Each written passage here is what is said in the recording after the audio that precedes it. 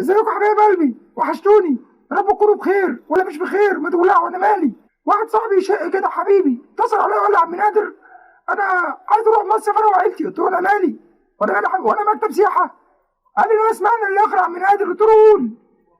قال لي بيقولوا ان القروش بتاكل البني ادمين هناك. دي حقيقه القروش مش لاقيه سمك فبقت تاكل البني ادمين. وبعدين انتوا بصراحه اللي يعني مستفزين بصراحه. يعني حط نفسك مكان القرش يا جدع. يا جدع انت لو لاقي فرخه محمره متبله جميله كده قاعده عماله تعملها كده هتعمل ايه؟ هتاكلها. انت نازل لك بخياتك عيانه وقاعدين بنظاليزك وقاعد عمال تلعب على الشط وتمسكوا الكوره وتلعبوا وتتنططوا وتشيلوا بعض تقلبوا. عايز القرش يعمل ايه؟ يطلع يلعب معاك؟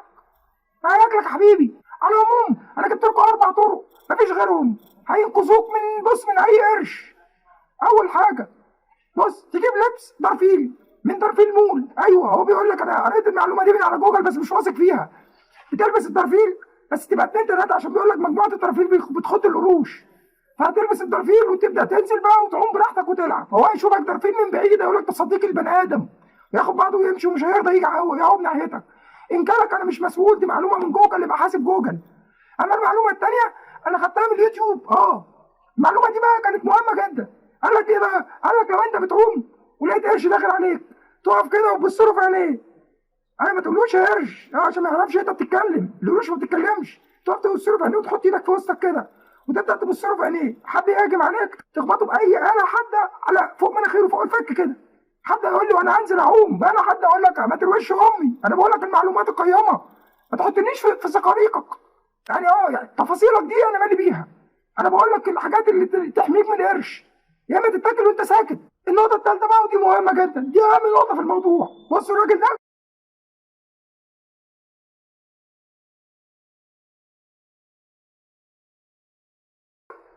بينزل يضرب قروش. ده هيكلفك في الليله او في الساعتين يعني عامه بتوع البحر 17875، وفي ميني شارج 75% و14% ضريبه خدمه. ده هيكلفك ده كله بس في الساعتين بتوع العوم. فهتجيبه يفضل واقف لك كده، اول ما يلاقي القرش داخل عليك هيعمل كده بالظبط، هينط يدي القرش في دماغه.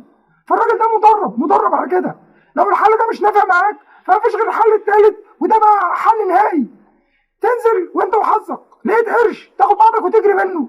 قال لي هتقول لي القرش اسرع منك وهتتاكل. دي مش قصتي بقى، دي مش ده الحل، انك تهرب. انت مش في فيلم رعب، مش هتلاقي مثلا البيت مقفول ومرعب فتخشه عشان ترعبني وانا بتفرج عليك. لا لا يا حبيبي.